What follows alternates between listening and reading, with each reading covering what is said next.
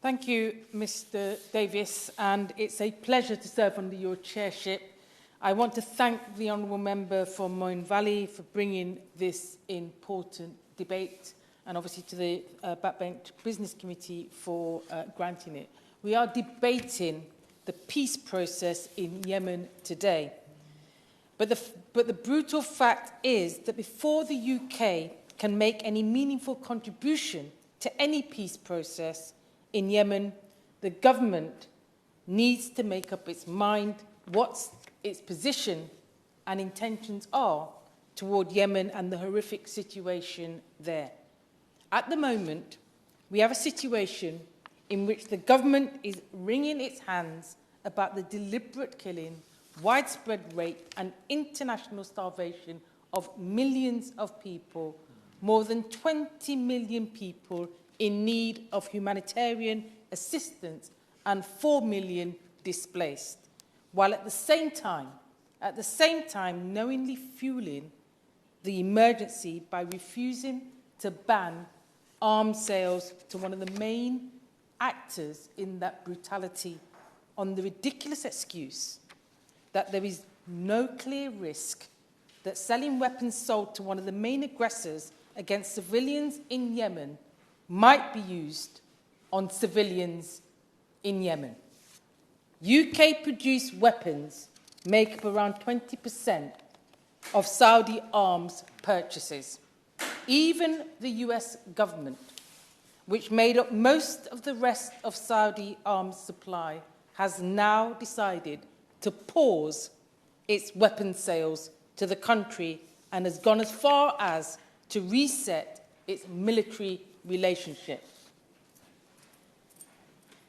At the same time, we have the UK acting as penholder for Yemen on the United Nations Security Council, supposedly taking the lead on the Council's activities and resolutions regarding Yemen. Yes, the UK government doesn't just wring its hands about the emergency, it's actually helping to fuel it. It leads the international hand-wringing.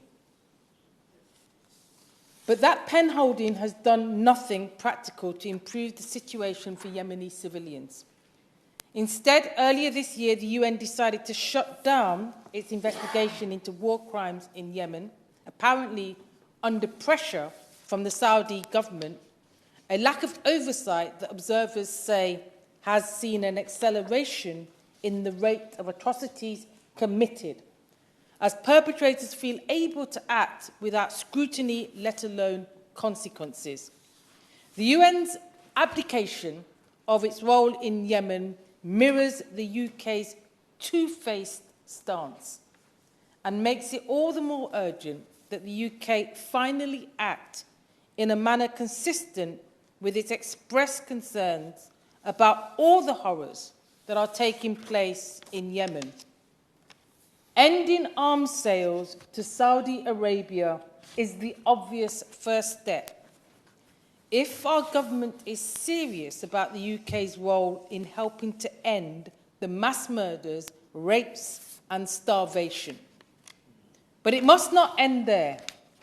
The UK must also use its penholder role to... Davis.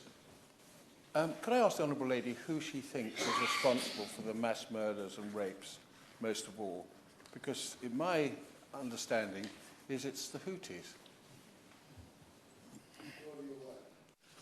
I think our responsibility is to work towards peace, and the ending of arms sales that rain bombs down on the Yemeni people is what we need to focus our efforts on. The UK must use its penholder role to push the UN into restoring its mandate for war crimes investigation immediately, to ensure that those who are carrying out those crimes are identified and held to account. The horrific situation in Yemen demands nothing less than a concerted and consistent political stance and a matching push for action. Instead, and I'll end on this, Mr. Davis, instead of turning a blind eye while companies profiteer from the horror, the government must step up, and it must step up now. Thank you, Mr. Davis.